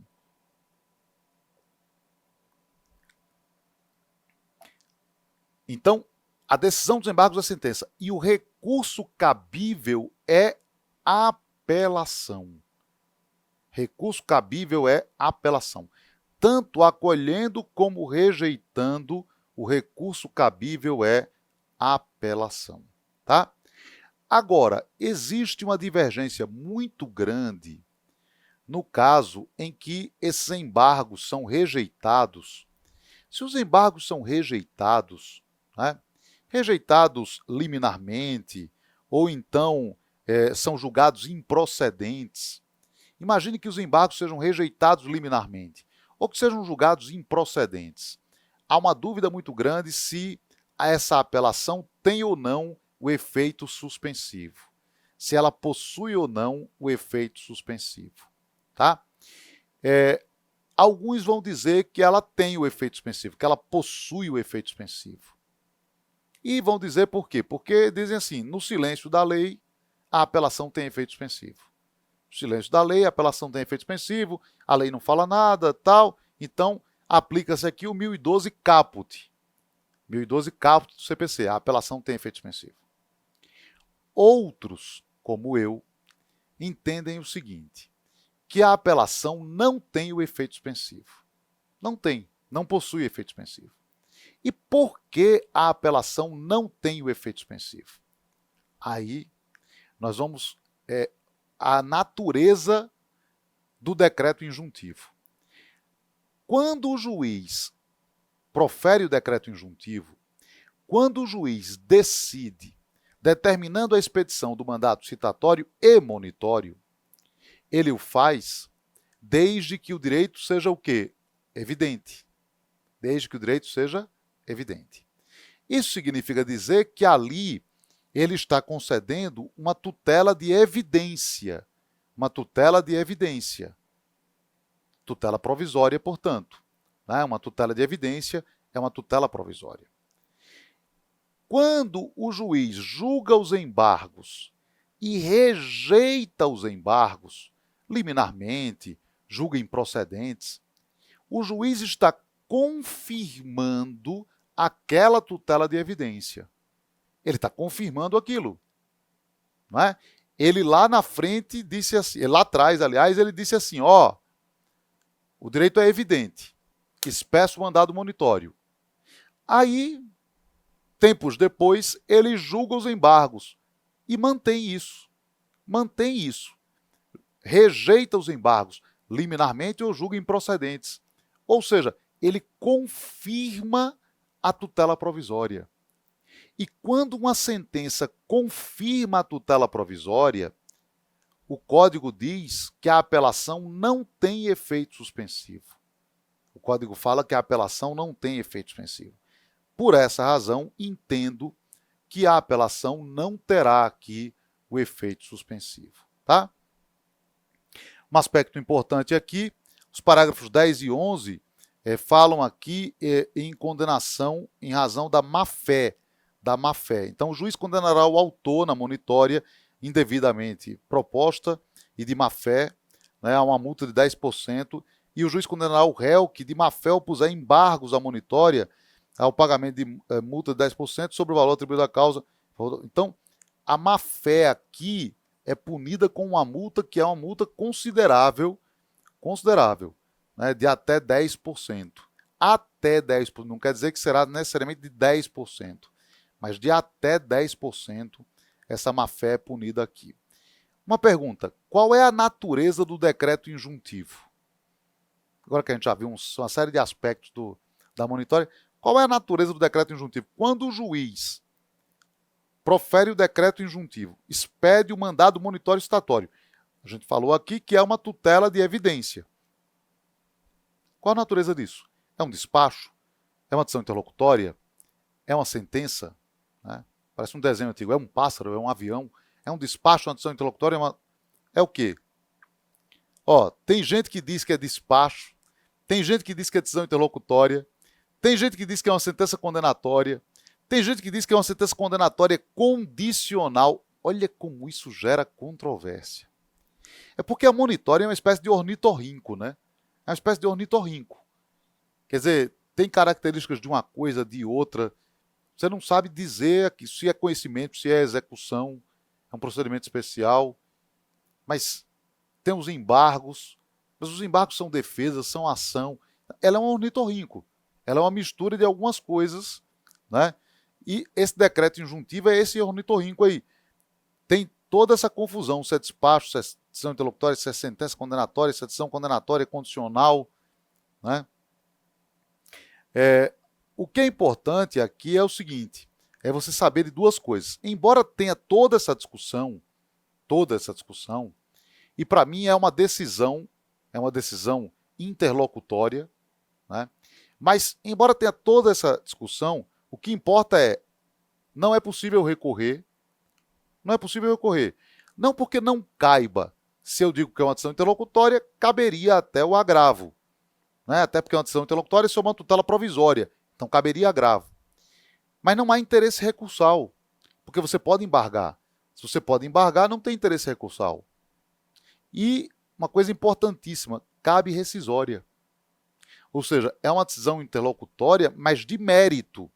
De mérito. É estranhíssimo, né? Porque, olha aqui, parágrafo 3º, é cabível rescisória da decisão prevista no caput quando ocorrer a hipótese do parágrafo 2º. Ou seja, se o réu não cumprir a obrigação nem embargar, constitui-se o título executivo. E aí, contra o decreto injuntivo, vai caber rescisória. Contra o decreto injuntivo, vai caber rescisória. Olha que estranho isso, né? Então, é um caso em que cabe rescisória aí, tá? Ou seja, ele envolve tutela de evidência, mas ao mesmo tempo é uma decisão de mérito, porque ele desafia a rescisória, tá? Enfim, é um ornitorrinco. Cabe monitória contra a fazenda pública? Já se perguntou muito isso em prova. O STJ editou uma súmula dizendo que sim, e hoje o CPC abraça essa ideia de que é admissível monitória contra a fazenda pública. Artigo 700, parágrafo 6º, tá? Então, fica claro que cabe monitória contra a fazenda pública, você deve dizer isso em prova, tá? Olha aqui uma questão sobre monitória. Em ação monitória, é incabível a citação com hora certa? Não, é cabível todos os tipos de citação, né? A fazenda pública não tem legitimidade passiva? Tem, pode ter legitimidade passiva, pode caber monitória contra a fazenda pública. Letra C, o autor não pode pretender a entrega de bem imóvel? Pode, tanto móvel como imóvel. Letra D, cabe citação do réu por edital? Verdadeiro isso. A gente viu que tem inclusive súmula a respeito disso e o código admite todos os tipos de citação. Letra E, o cheque prescrito não constitui documento hábil para ajuizamento da ação? Falso, né? Você vê que algumas coisas aqui dizem respeito à súmula, né? São questões que vêm de súmula. Olha essa daqui. Uma instituição bancária detém um contrato de abertura de crédito, juntamente com os tratos demonstrativos. Para a cobrança dos débitos apurados, o banco seria a letra B. Poderá utilizar a citação monitória. E após a citação, caso não apresente embargo, é constituído de pleno direito o título executivo judicial. Veja que isso aqui está numa súmula. Isso aqui está numa súmula. É uma súmula do STJ isso aqui, né? Então, você tem aqui algumas questões de monitória que estão naquelas súmulas, né? Então, sobre monitória, fique atento a isso, a questão aqui das súmulas, né, da interpretação jurisprudencial a respeito da ação monitória. Tá certo? É isso, meus amigos. Muito bem, meus amigos, falando aqui a respeito de procedimentos especiais, vamos falar agora a respeito das ações possessórias, né? Então, vamos trabalhar aqui com o tema ações possessórias, tá? Bom, quando a gente fala aqui de ações possessórias, nós estamos falando aqui daquelas ações que estão previstas aqui, né? No 554 ao 568 do CPC, ou seja, aquelas ações possessórias que vão seguir um procedimento especial, o procedimento especial das ações possessórias 554 ao 568, né? E quais são essas ações possessórias? São as ações possessórias típicas. As ações possessórias típicas são basicamente três, né? Nós temos a ação de reintegração de posse, a ação de manutenção de posse e o interdito proibitório. Então, reintegração de posse, manutenção de posse e interdito proibitório são as ações possessórias típicas. Ah, professor, mas existem outras ações que dizem respeito à posse? Sim, mas as ações possessórias típicas que seguem esse procedimento especial são estas, e estas é que caem muito em prova, vão cair muito em prova mesmo, então você tem que ficar muito atento a essas possessórias, tá? Bem, Quando é que se dá cada uma delas, né? A ação de reintegração de posse, ela é utilizada para a hipótese de esbulho possessório, né? Que é a perda total da posse, né? Então, um exemplo disso, findou o contrato de comodato, né, de empréstimo, não se devolveu o bem. Então, nesse caso, você promove uma ação de reintegração de posse, né? Reintegração de posse, tá? Lembrando que eu não posso ser reintegrado naquilo que eu nunca tive. Então, por exemplo, se eu comprar um bem, chego lá, aquele bem está ocupado, eu não posso promover uma ação de reintegração de posse, né? Eu promovo uma ação de imissão na posse ou imissão de posse, né? Ou seja, eu vou pedir a posse com base na propriedade. Vou pedir a posse com base na propriedade, tá? Na reintegração de posse, eu peço a posse com base na posse, na própria posse, né? Mas, voltando aqui, então, reintegração de posse para o esbulho. A manutenção de posse para turbação. Manutenção de posse para turbação, que seria uma perda parcial da posse, limitação ou incômodo ao seu pleno exercício, né? Então, a derrubada de uma cerca, o vizinho de uma propriedade rural que se utiliza sem autorização do proprietário de uma passagem, né, para transitar um maquinário agrícola e assim por diante. Então, aí é turbação e aí você utiliza a manutenção de posse, né? Mas observe que uma coisa pode virar a outra rapidamente, né? Então, uma turbação pode virar um esbulho, por exemplo. E aí isso vai ter consequências, a gente vai ver aqui, né? E o interdito proibitório é utilizado quando há a ameaça ou justo receio. A ameaça ou justo receio, não é? De uma turbação, de um esbulho. Então, se há uma ameaça ou um justo receio de uma turbação ou de um esbulho, você se utiliza do interdito proibitório, né? Alguns aspectos interessantes, alguns casos interessantes, inclusive da história recente do Brasil, né? Nós tivemos aqui um caso interessante que foi o seguinte: quando teve uma greve de caminhoneiros, né? Greve entre aspas, né? De caminhoneiros, o que aconteceu foi o seguinte: nós tivemos aqui uma questão que era da distribuição de combustível, né? E aí tinha a questão do impedimento ao acesso de pessoas ou de caminhões à área de distribuição de combustível. Então, para evitar isso, interdito proibitório. E também teve um caso interessante, que foi o famoso caso do rolezinho, que era o que em São Paulo, por exemplo, teve isso, em outros lugares também teve isso, nos shopping centers, né, alguns jovens entravam fazendo tumulto, algazarra e tal, aquela confusão e tal, e aí se utilizou do interdito proibitório, os shoppings se utilizaram do interdito proibitório, tá? Então, algumas situações razoavelmente recentes, mas que bastante interessantes aqui a respeito do interdito proibitório, né? O interdito proibitório é uma figura que está no artigo 567 do CPC, que diz assim: o possuidor direto ou indireto, então perceba que o indireto pode também se utilizar do interdito proibitório, né? Por exemplo, quando você faz um comodato, aquele que emprestou o bem é o possuidor indireto, aquele que está com o bem é o possuidor direto, né? Quando você tem uma locação, né, o locador é o possuidor indireto, o locatário é o possuidor direto, né? Então, o possuidor direto ou indireto que tenha o justo receio de ser molestado na posse poderá requerer ao juiz que o segure da turbação ou esbulho iminente, mediante mandado proibitório em que se combine ao réu determinada pena pecuniária no caso de transgressão aí do preceito, né? Então aí está o chamado interdito proibitório. Lembrando que a súmula 228 do STJ, ela inadmite o interdito proibitório para proteção de direito autoral. Então, a súmula 228, ela inadmitiu o uso do interdito proibitório para proteção de direito autoral, né? Bom, aqui um aspecto muito interessante. O interdito proibitório, no fundo, é uma tutela inibitória. Ele é uma espécie de tutela contra o ilícito. E essa tutela contra o ilícito é a tutela inibitória. A gente sabe que a tutela ela pode ser apenas contra o ilícito, né? E a tutela contra o ilícito, ela pode ser a tutela inibitória ou a tutela de remoção do ilícito, né?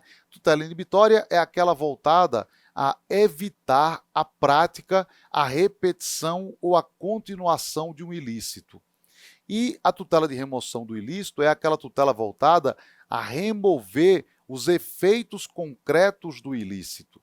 Eu quero impedir uma postagem de algo que me ofende na internet, tutela inibitória. Eu quero remover aquela postagem, tutela de remoção do ilícito, né? Então, a tutela inibitória é uma tutela voltada para o futuro, é uma tutela para evitar que o ilícito ocorra, né? Ou a repetição ou a continuação do ilícito, tá? É uma tutela voltada para o futuro, uma espécie de vacina processual, essa tutela inibitória, né? E aí você pode promover a ação inibitória em várias situações, inúmeras situações. Mas existem casos de tutela inibitória que são típicas, são tutelas inibitórias típicas. O mandado de segurança preventivo, os embargos de terceiro preventivos, né? E essa figura do interdito proibitório. O interdito proibitório é uma tutela inibitória típica, né? Prevista aí em lei, tá? Bom, agora falando aqui da questão da fungibilidade. Esse é um ponto importantíssimo, crucial das ações possessórias, né? O artigo 554, ele diz o seguinte: a propositura de uma ação possessória, em vez de outra, não obstará a que o juiz conheça do pedido e outorgue a proteção legal correspondente àquela cujos pressupostos estejam provados. Então, perceba que o juiz pode converter uma ação possessória em outra, um pedido possessório em outro, né? Então, eventualmente, está se alegando ali uma turbação você promove uma ação de manutenção de posse, mas o caso é de esbulho, e aí o juiz pode conceder, desde que presente os pressupostos, a reintegração de posse. O inverso também é verdadeiro, né? E você tem que ver o seguinte: essas situações elas vão se alterando muitas vezes rapidamente.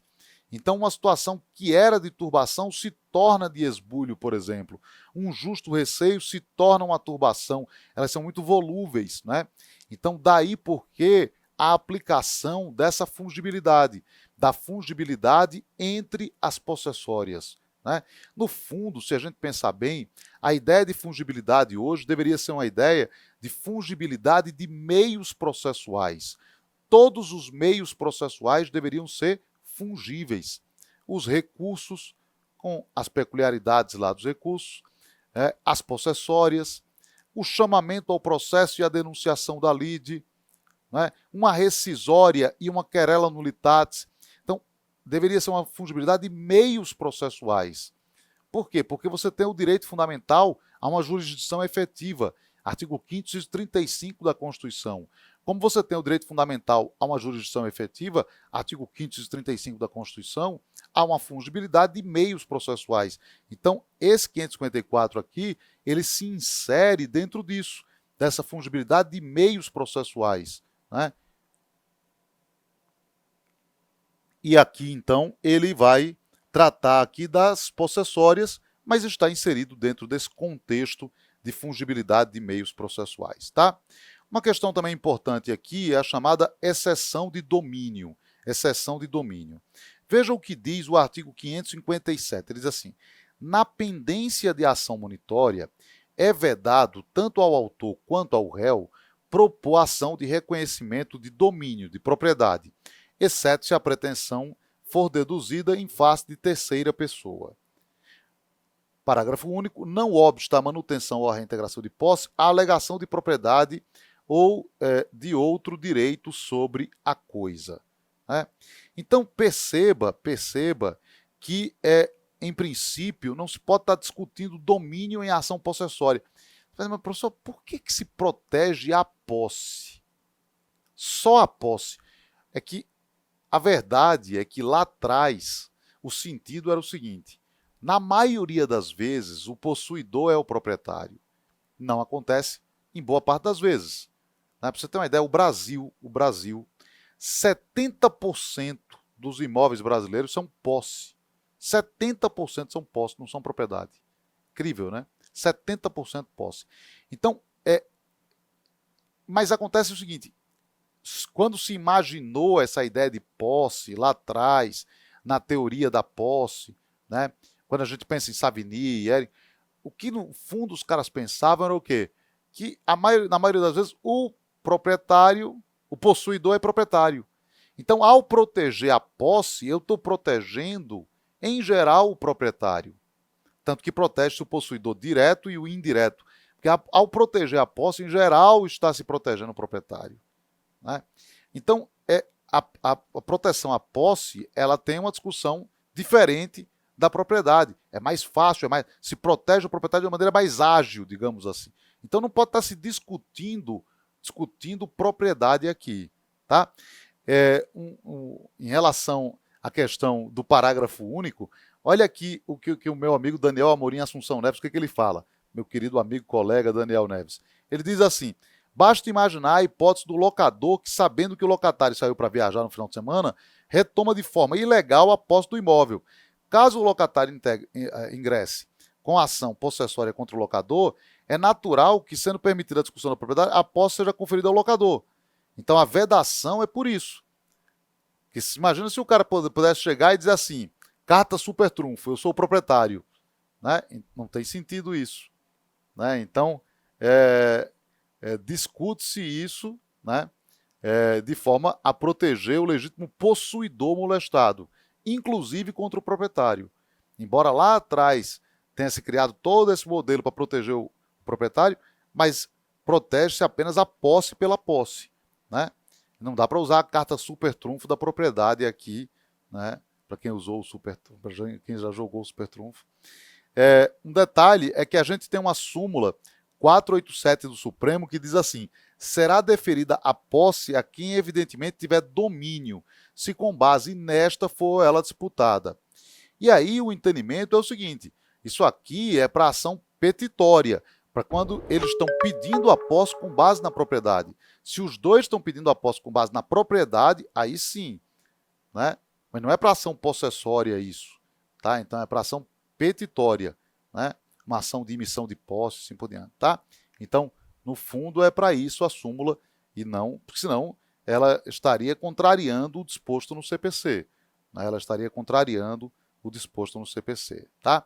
Uma curiosidade, a Lei 10.257, no artigo 11, diz que na pendência da ação de uso capião especial urbana, ficarão sobrestadas quaisquer ações petitórias ou possessórias que venham a ser propostas relativamente ao imóvel uso capiendo, tá? Então é bem interessante você conhecer isso aqui. Um outro aspecto importante aqui das ações possessórias, a questão da competência. A competência das possessórias, né? Qual é a competência para a propositura de uma ação possessória? Quando se trata de possessória de bem imóvel, né? A gente tem que ver o seguinte, no caso de possessória sobre bem imóvel, a gente vai ter aqui a aplicação do 47 do CPC, que no seu parágrafo 2º diz que a ação possessória imobiliária, ação possessória sobre imóvel, será processada no foro da situação da coisa. No foro da situação da coisa. Tá? Então, as ações reais imobiliárias são propostas no foro da situação da coisa e a ação possessória imobiliária também é proposta no foro da situação da coisa. Tá? Lembrando que a competência aqui será uma competência absoluta. A competência aqui será uma competência absoluta. Tá? Isso cai muito em prova. Muito. Esse 47 vive caindo em prova. E você não pode escorregar nisso aqui. Ações reais imobiliárias, ações possessórias imobiliárias. Essas ações são propostas no foro da situação da coisa. Aí você vai dizer, professor, se é foro, é território. Se é território, então estamos falando aqui de territorial, competência relativa. Não é relativa, é absoluta. É absoluta. A incompetência aqui será absoluta também. O juiz vai poder declarar de ofício, o réu vai poder alegar em qualquer tempo. A incompetência aqui será absoluta também. Se for proposto em outro lugar, incompetência absoluta. Tá? Então, uma ação de reintegração de posse de um imóvel, você promoveu em outro lugar, incompetência absoluta. Incompetência absoluta. Por que isso? Alguns autores justificam pelo critério funcional. Eles entendem que o juiz que está mais próximo do imóvel é funcionalmente melhor para julgar. Então, tem autores que justificam aqui, tá? No caso da possessória, não tem nenhuma dúvida. O código diz expressamente, é absoluta. Ah, mas é foro, mas é absoluta. É territorial, mas é absoluta. Tá? No caso das ações reais imobiliárias, né, ações sobre direitos reais a respeito de bens imóveis, como a propriedade, por exemplo, uma ação de uso capião, por exemplo, o que acontece? Você vai aplicar aqui o parágrafo 1º, que diz o seguinte, que o autor pode optar pelo foro de domicílio do réu ou pelo foro de eleição. Ou seja, é relativa. Mas se o litígio não versar sobre direito de propriedade, vizinhança, servidão, divisão, demarcação, ou seja, nesses outros casos aqui é absoluta. Se o litígio versar sobre qualquer um desses aqui, não tem como optar pelo foro do domicílio do réu ou pelo foro de eleição. Ou seja, não tem como alterar a competência pela vontade das partes. Não tem como alterar. Se o litígio versar sobre qualquer uma dessas matérias aqui, no caso de ações reais e imobiliárias, se o litígio versar sobre qualquer dessas matérias, não se pode optar pelo domicílio do réu ou pelo foro de eleição. Ou seja, não se pode alterar a competência pela vontade das partes. Pela vontade das partes. Significa dizer que essa competência será absoluta. O problema é que essas matérias aqui correspondem a 99% das ações reais imobiliárias. 99% das ações reais imobiliárias são sobre essas matérias aqui. Significa dizer o seguinte, que você pode dizer que as ações reais imobiliárias são propostas no foro da situação da coisa e a competência aqui é absoluta. Assim como as ações possessórias imobiliárias são propostas no foro da situação da coisa e a competência é absoluta. Vale uma lembrança aqui também, né? Vale lembrar que isso aqui é para imóvel. Você pode ter ação possessória, você pode ter ação real a respeito de bem móvel. Se for bem móvel, aí você aplica a regra do artigo 46 do CPC. Qual é a regra? Foro do domicílio do réu. Então, bem móvel, foro do domicílio do réu. Agora, para imóvel é que você vai aplicar esse 47 aqui, tá? Cai muita questão sobre esse 47 aqui. Muita questão. Alguns autores dizem que no caso das ações reais imobiliárias, essa competência, além de ser territorial, ela é funcional e ela é pela matéria, material, porque essas matérias aqui é que seriam de competência absoluta, tá? Então, alguns autores chegam até a dizer isso. A competência aqui, ela é territorial, funcional, porque o juiz que está mais próximo do imóvel é funcionalmente melhor para julgar, e é material, é pela matéria. Tá? Já no caso das ações possessórias imobiliárias, seria o quê? Seria, além de territorial, funcional. Além de territorial, funcional. Mas o mais importante é saber que ela é o quê? Absoluta. Ela é absoluta. Tá? Então, você vai aplicar todas aquelas regras sobre competência absoluta. Né? Agora, vamos falar aqui a respeito de ação possessória de força nova versus ação possessória de força velha. Ação possessória de força nova versus ação possessória de força velha. O código faz uma distinção que é extremamente útil aqui da gente conhecer, que é das ações possessórias de força nova e ações possessórias de força velha. Quando você tem uma ação possessória de força nova, quando proposta a ação dentro de 1 ano e 1 dia da turbação ou do esbulho afirmado. Então, se a turbação ou esbulho tem 1 ano e 1 dia, aí você tem a ação possessória de força nova. E é aqui que vai se aplicar o procedimento especial. O procedimento especial vai ser para as ações possessórias de força nova. Já a ação possessória de força velha, ela se dá quando a turbação ou esbulho se dá após 1 ano e 1 dia. A ação é proposta... A turbação e esbulho se dá. A ação é proposta após 1 ano e 1 dia da turbação ou esbulho. A ação é proposta após 1 ano e 1 dia da turbação ou esbulho. Nesse caso, o procedimento é o comum. O procedimento é o comum, tá? Não perde o caráter possessório. Não perde o caráter possessório. Por exemplo, penso que a fungibilidade pode ser aplicada, perfeitamente aplicada, porque o caráter é possessório, mas o procedimento será o comum. Não vai se aplicar o procedimento especial. Então, se eu promover depois de 1 ano e 1 dia da turbação ou esbulho, procedimento comum não é o procedimento especial. Um aspecto também importante, além do procedimento comum, além do procedimento especial, dependendo se é força nova, força velha, né? A gente vai ter também uma possibilidade das ações possessórias serem propostas nos juizados especiais, nos juizados especiais cíveis. Os juizados especiais cíveis, eles estão lá na Lei 9.099 de 95, né? E a Lei 9.099 de 95, no seu artigo 3º, prevê a competência dos juizados. São 3 critérios. Vamos lá. Primeiro critério é pelo valor. Causas de até 40 salários mínimos. O segundo critério é pela matéria. São as causas, né, que estão no artigo 275 do CPC passado, aquelas causas que eram do procedimento sumário do Código passado. E, além disso, além do 275 do Código passado, ação de despejo para uso próprio. E a terceiro critério seria valor e matéria. É aqui que entra a possessória.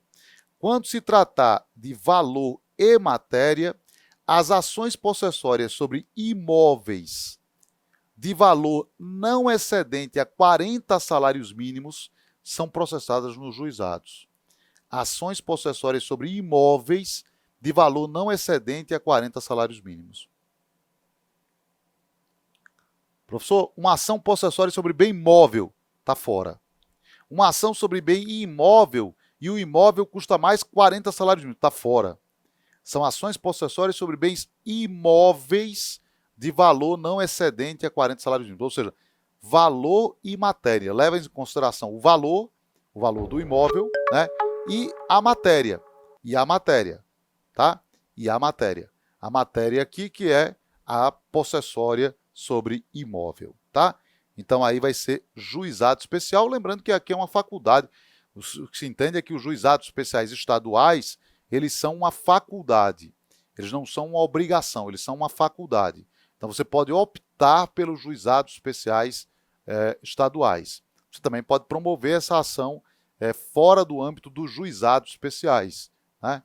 Você pode promover aqui pelo rito especial, pelo procedimento especial, fora do âmbito dos juizados especiais, tá?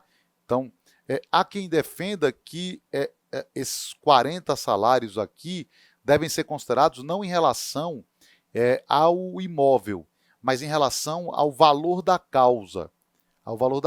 É que, em geral, uma coisa vai puxar a outra, mas, enfim, há quem diga que o problema não é o valor do imóvel, mas o valor da causa, tá? Com o devido respeito aqui, é em relação ao imóvel. É em relação ao imóvel que a lei prevê aqui a competência dos juizados especiais. Tá certo? Então, é isso, meus amigos. Muito bem, meus amigos, estamos falando aqui a respeito de procedimentos especiais e, dentro disso, falando sobre ações possessórias, né? Lembrando que nós vamos agora falar sobre o procedimento especial das possessórias, ou seja, sobre as possessórias de força nova, né? Aquelas propostas dentro do prazo de 1 ano e 1 dia da turbação ou do esbulho, tá? Como é que se dá o procedimento? o procedimento aqui, esse procedimento especial, como é que ele se dá, né? Bom, primeiro nós temos aqui a petição inicial da ação possessória. E aí, quando a gente fala da petição inicial, é evidente que o artigo 319 do CPC vai se aplicar às possessórias. O 319 com todos os requisitos da petição inicial, né? Como sempre falo, um procedimento especial é um procedimento comum com alterações, né? E aí o procedimento comum se aplica subsidiariamente. Então vai se aplicar o 319 do CPC, tá? Mas o que tem de específico aqui na petição inicial da possessória? Vamos lá. O 561, tratando da causa de pedido da ação possessória, diz que incumbe ao autor provar a posse, a turbação ou esbulho, a data da turbação ou esbulho, a continuação da posse, embora turbada, na ação de manutenção, ou da perda da posse na ação de reintegração. Então, ele está falando da causa de pedido. O que você tem? Você tem que alegar isso, né, e provar isso aqui, tá? Então, você, além aqui dos requisitos, né, normais que você tem do 319, você tem que ter isso.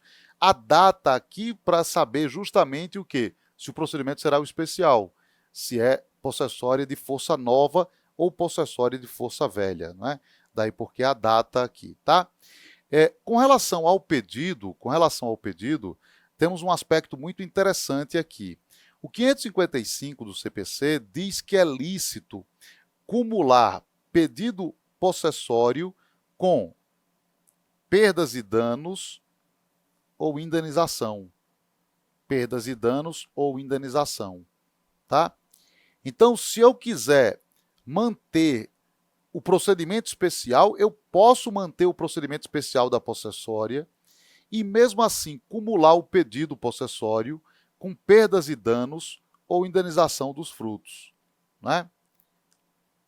E ainda o parágrafo único diz que pode o autor requerer a imposição de medida necessária e adequada para evitar nova turbação ou esbulho, né? E para cumprir-se a tutela.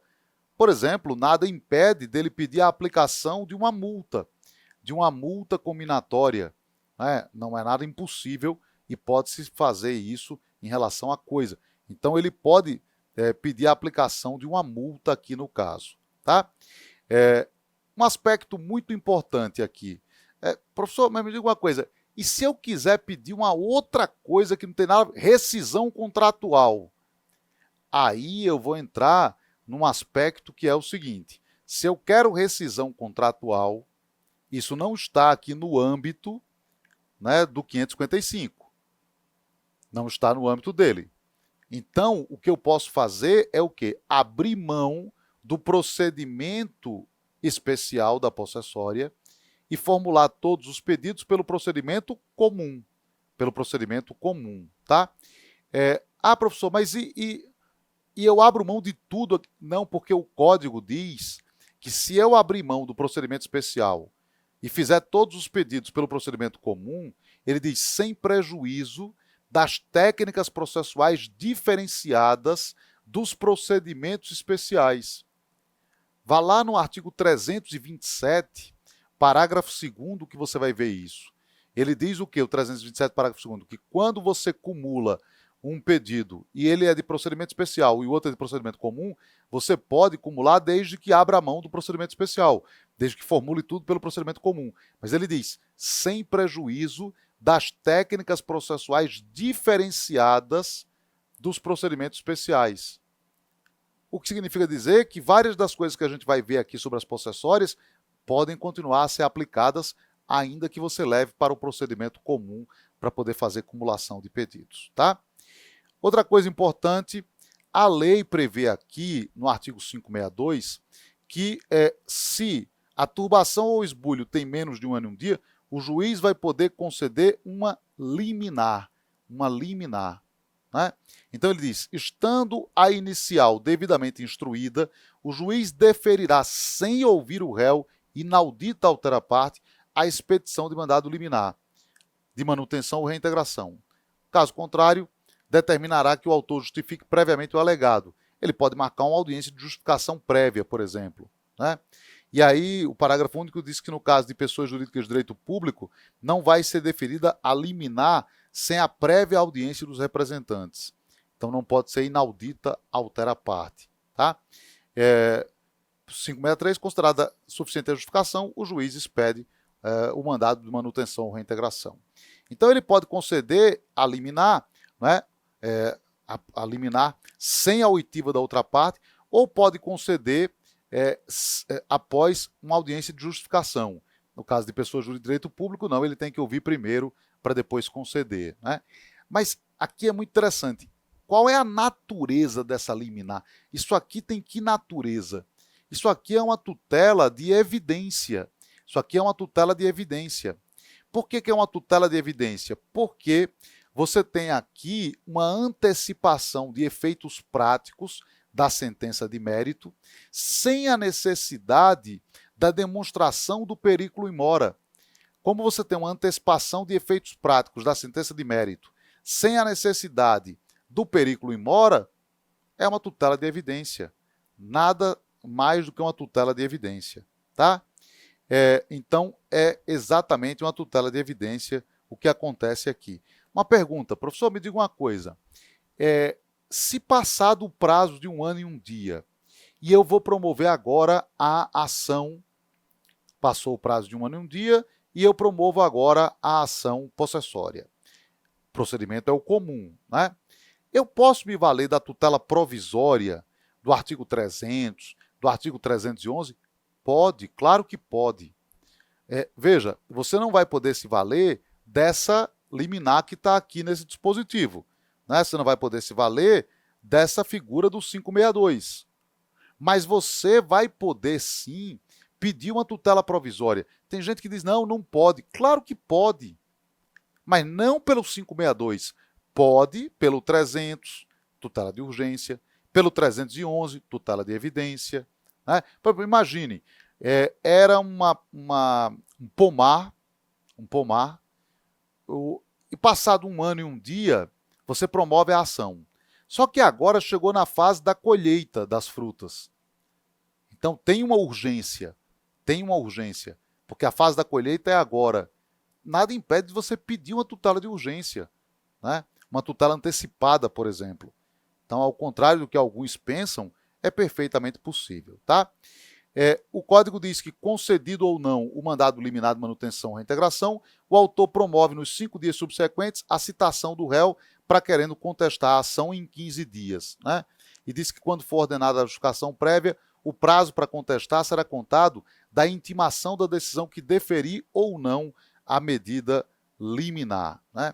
Então, basicamente, o Código prevê isso aqui. Tá? Uma coisa importantíssima.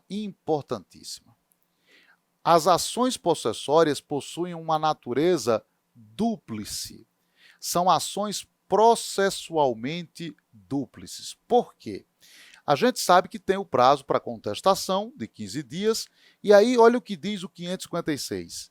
É lícito ao réu, na contestação, alegando que foi o ofendido em sua posse, demandar a proteção possessória e a indenização pelos prejuízos resultantes da turbação ou do esbulho cometido pelo autor. Ou seja, o réu pode demandar proteção possessória ou indenização, ou as duas coisas, na contestação. Isso independe de reconvenção. Professor, mas não é quase igual? Quase igual, mas não é. Isso aqui é um pedido contraposto. Nas possessórias se admite o pedido contraposto. Então é possível formular esse pedido. Mas, atenção, ele só pode ser formulado com relação à proteção possessória e indenização. Só isso. Professor, me diga uma coisa. E se eu quiser fazer um pedido de rescisão contratual? Uma outra coisa, não tem nada a ver com isso. Não é proteção possessória nem indenização. Aí eu tenho que apresentar o quê? A reconvenção. Tem muita gente boa que fala besteira, mas besteira mesmo, ao dizer que não cabe reconvenção em ação possessória. Cabe. cabe reconvenção em ação possessória. Agora, você não vai reconvir para pedir isso aqui, proteção possessória e indenização. Que isso a lei já lhe permite pedir independentemente de reconvenção. Já lhe permite pedir independentemente de reconvenção. Então você não vai reconvir para pedir isso. Mas se você quiser pedir outra coisa, como uma rescisão contratual, você pode, desde que faça por meio de uma reconvenção. Tá? Então a pergunta é, cabe reconvenção em ação possessória? Cabe sim, mas para pedir outra coisa, algo que é diferente, algo que seja diferente, né, de proteção possessória ou indenização, tá? Bom, um aspecto importante é que aplica-se quanto ao mais o procedimento comum, ou seja, tem uma aplicação subsidiária do procedimento comum, né? Aplica-se subsidiariamente o procedimento comum. Agora, um aspecto aqui que, vez por outra, vem aparecendo em prova, tá?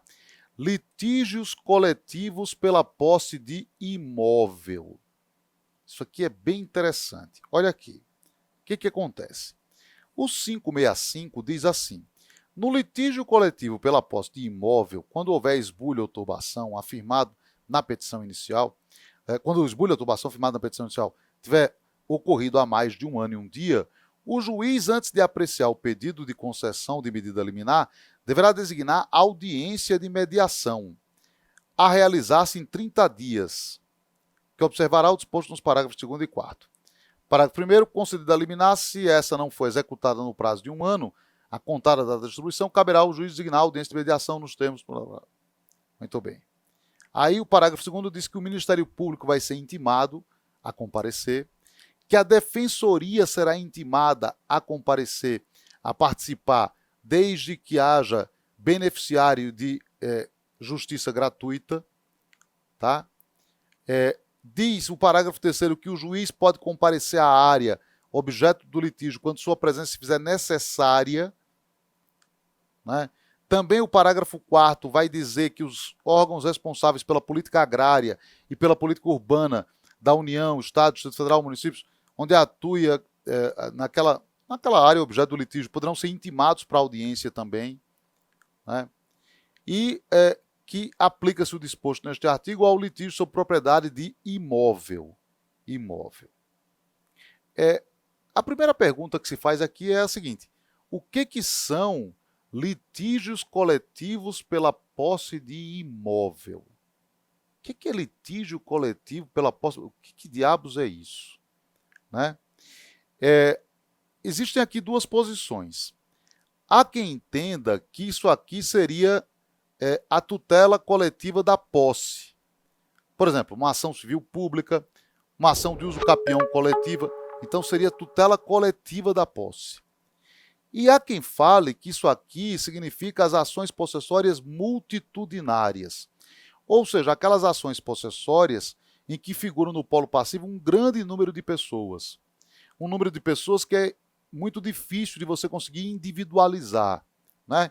Então, quando você tem, por exemplo, aquelas situações de sem terra, sem teto, né? Então, por exemplo, São Paulo, no centro de São Paulo, alguns imóveis, né, movimento sem teto, foram lá, invadiram aqueles imóveis, tal, no centro. Então, ali você tem o quê? Uma figura que é uma ação possessória multitudinária. Veja, eu particularmente, eu acho assim, claramente isso aqui foi mais voltado para as ações possessórias multitudinárias. Tanto que o Código prevê a participação da Defensoria Pública, o Código prevê a participação aqui dos órgãos da administração pública que cuidam dessa situação. Por quê? Porque isso envolve aqui uma questão social, uma questão de um drama social, de moradia, né, da dificuldade de moradia, e ao mesmo tempo o possuidor tem o direito dele, né, ele tem o direito de reaver o imóvel. Então, mas ele, perceba, ele tem o direito de reaver o imóvel, mas ao mesmo tempo nós temos aqui uma situação em que como fazer para ele reaver o imóvel, né? Como fazer? Porque eu não posso pegar aquelas pessoas e jogar na lata do lixo. Então, eu tenho que ter toda essa participação para poder entender o que fazer com aquelas pessoas, como fazer, como é que vai se dar a desocupação, ou seja, enfim, você tem uma situação que envolve tudo isso, e daí porque você tem essa necessidade de aplicação desses dispositivos. Agora, o que fica um pouco estranho aqui é com relação a essa previsão em relação à audiência e à concessão de liminar, porque veja, olha aqui, eu até coloquei aqui uma opinião do meu querido amigo Fernando Gajardon, ele diz assim, ó, nos debates sobre a aprovação do CPC, havia uma forte pressão de parlamentares ligados a movimentos como o MST, para que sempre que tivesse ação possessória, derivadas de conflitos desse tipo, fosse realizada a audiência de mediação. Sempre. E os parlamentares da bancada ruralista viam nesse intento uma violação ao direito de propriedade e tal, enfim, um estímulo a invasões e tal, né? Então você tinha aí essa história. Na versão original do texto, a previsão é que a audiência prévia a liminar era para ações possessórias de força nova. Só que para agradar gregos e troianos, o que é que fizeram? Colocaram essa audiência para as ações possessórias de força velha. Isso não faz o menor sentido. Menor sentido. Né? Não faz o menor sentido. Porque, veja, em geral, o drama ocorre especialmente nas ações possessórias de força nova. Então não foi o menor. Quiseram agradar gregos e troianos. Quiseram agradar a bancada ligada lá, o MST e tal. Então tem a audiência. E quiseram agradar a bancada ruralista e colocaram lá, não, mas isso aí é nas ações possessórias de força velha. Não tem nenhum sentido isso, né? Então realmente ficou um problema muito sério, né? Então você tem aqui opiniões variadas sobre isso. Há quem diga que esses parágrafos do 565 são aplicáveis às possessórias de força nova, tá? E há quem diga que é incompatível com o sistema isso. É incompatível com o sistema e tal, né? E simplesmente não teria aplicação disso. Deve-se ler por não escrito isso, né? Enfim, há uma divergência sobre isso. Uma questão importante sobre citação em litígios coletivos, tá? Citação em litígios coletivos. O 554, ele prevê que no caso de uma possessória em que figure no polo passivo grande número de pessoas, típico caso lá desses de invasão de terra, de prédio, serão feitas a citação pessoal dos ocupantes que forem encontrados no local e a citação por edital dos demais, havendo a intimação do Ministério Público e se envolver hipossuficiência, defensoria. Então, se você tem esse tipo de situação, você pode ter citação pessoal de alguns e por edital de todos os outros que ocupem aquela área. Porque você não consegue determinar quem é o réu. Você não consegue exatamente determinar quem seria a figura do réu, né? E aí, a citação pessoal, o oficial vai procurar os ocupantes, uma vez citando por edital os que não foram encontrados, tá? O código também diz que o juiz deverá determinar que se dê ampla publicidade e tal. Um aspecto que é muito importante aqui, a participação do MP. Veja que o MP, ele vai ter aqui, a intimação para participar como fiscal da ordem jurídica. E ele tem essa intimação para participar como fiscal da ordem jurídica, seja litígio coletivo pela posse de terra rural, seja litígio coletivo pela posse de terra urbana. Antigamente, o MP só era intimado para participar em litígio coletivo pela posse de terra rural. Hoje, ele é intimado para participar também como fiscal da ordem jurídica em litígios coletivos pela posse de terra urbana. Então, lembre-se disso, dessa participação do MP como fiscal da ordem jurídica, tá? Bom, deixa eu colocar agora uma questão aqui para vocês. A questão era a seguinte, ó. No caso de ação possessória, Aí tinha uma letra B que dizia assim, ó, ela é a certa. Em que figure no polo passivo grande número de pessoas, serão feitas citação pessoal dos ocupantes que foram encontrados e a citação por edital dos demais, determinando-se assim, ainda a intimação do Ministério Público e, se envolver pessoas em estado de hipossuficiência econômica, Defensoria Pública. Essa aqui é verdadeira. Tá? Então, a verdadeira seria essa letra B de bola aqui. A letra A, no litígio coletivo pela posse de imóvel, quando o esbulho ou a turbação afirmado na petição inicial houver ocorrido há menos de 1 ano e 1 dia, será obrigatória a designação da audiência. Pela letra da lei, não, né? Pela letra da lei, só para as ações possessórias de força velha. Só para as possessórias de força velha. Tá?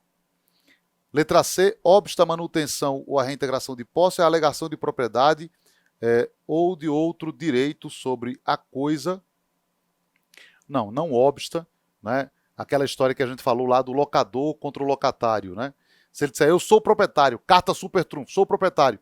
Mesmo assim, o possuidor tem o direito de proteger a sua posse. Letra D, é possível na pendência de possessória apenas o réu propor ação de reconhecimento de domínio se incontroverso nos dados registrados? Não tem isso. Letra E, pode-se pedir a imposição de medidas para evitar nova turbação ou esbulho, bem como para cumprir tutela provisória. Mas eventual pedido de condenação em perdas e danos deve ser formulado em ação autônoma. Não. Pode-se cumular com perdas e danos, né? Então pode haver cumulação de pedidos com perdas e danos. Era a letra B de bola. Outra aqui, ó. Acerca das possessórias. Aí a correta era a letra A. A propositura de uma possessória em vez de outra não obstará que o juiz reconheça o pedido e outorgue a proteção legal correspondente àquela cujos pressupostos sendo provados. Exatamente, é a fungibilidade. É a fungibilidade das ações possessórias, né? A letra B. É lícito ao autor cumular os pedidos possessórios, pedido de condenação em perdas e danos ou indenização do fruto, tendo... É ilícito. Olha aqui como a vida do concurseiro é difícil, né? O cara tá lendo aqui, é lícito, blá, blá, blá, uma prova com 100 questões, o cara lê um negócio desse, tal, passa, lê como lícito. Na verdade, ele está dizendo, é ilícito cumular. Ilícito não, é lícito, pode cumular sim. Letra C também, é ilícito também ao réu na contestação demandar proteção possessória e indenização. Não, é lícito. A ação possessória é dúplice, é processualmente dúplice e é lícito fazer isso. Letra D, na pendência de ação possessória é autorizado tanto ao autor quanto ao réu propor ação de reconhecimento de domínio, ainda que em face ou não de terceira... Não, só em face de terceira pessoa. Só é lícito em face de terceira pessoa. Tá? Outra aqui, ó. Em relação às ações possessórias. Letra A. É possível tanto ao autor quanto ao réu, na pendência possessória, propor ação de reconhecimento de domínio em face... Novamente aqui, né? É falso. É só em face de terceira pessoa. Letra B. No caso de ação possessória em que figure número... no polo passivo, grande número de pessoas, serão feitas citação pessoal dos ocupantes que forem encontrados no local, citação dos demais por edital e tal, intimação do MP, e se for o caso de hipossuficiência econômica da Defensoria Pública. Verdadeiro isso aqui, né? Letra C. Impede a manutenção ou reintegração de posse e a alegação de propriedade. Não impede. Aquela história, né? Se fosse assim, o locador invadiria a posse do locatário e o locatário não podia dizer nada, né? Letra D. Pode ser de natureza mandamental o pedido possessório. Por ser de natureza mandamental o pedido possessório, não pode ser cumulado com perda de dano. Claro que pode. Aliás, não é mandamental, é executivo lato sensu. Tá? Aliás, uma observação. Se for manutenção ou interdito proibitório, é mandamental. Se for reintegração, é executiva lato sensu. Reintegração é executiva lato sensu. Manutenção, né, ou interdito, aí é mandamental. Tá? Mas isso não tem nada a ver com impedir aqui que a pessoa acumule com perdas e danos, né? E a letra E, além de contestar o pedido possessório, se o réu quiser demandar a proteção possessória para si, alegando que foi ofendedor, deverá fazer por meio de reconvenção. Não. Só tem que fazer reconvenção se for para pedir algo diferente de proteção possessória ou indenização. Se for para pedir proteção possessória ou indenização, não. Referente às possessórias, considere 1. É lícito ao réu na contestação, alegando que foi ofendido a posse, demandar proteção possessória e indenização. Verdadeiro isso. 2. A propositura de uma ação possessória em vez de outra não obstará que o juiz conheça o pedido e tal. Verdadeiro isso. 3. Na pendência de ação possessória é possível ao réu, como meio de defesa, propor ação de reconhecimento de domínio, sendo defeso, porém, ao autor o ajuizamento de tal ação dominial. É possível isso? É possível isso? Não, né? 4. Quando a ação possessória for proposta dentro do prazo de 1 ano e 1 dia, seu procedimento admite liminar. Após esse prazo, o procedimento será ordinário, perdendo o caráter possessório. Não. Será comum, não é ordinário, é comum, e não perde o caráter possessório. 5. Se o réu provar em qualquer tempo que o autor provisoriamente mantido ou reintegrado na posse carece de idoneidade financeira para, no caso de sucumbência, responder por perdas e danos, o juiz designará o prazo de 5 dias para requerer caução. Tal. Isso está previsto mesmo. Eu até não mostrei isso, mas está previsto lá na lei. Tá? Então, a letra B aqui, letra B, 1, 2 e 5 é que são as verdadeiras. Mais uma aqui, ó. Os limites legais da lide são determinados pelo pedido e pela causa de pedir, formulados pelo autor. Essa afirmação e sua aplicação às ações possessórias corresponde ao princípio, letra B, da adstrição ou da congruência.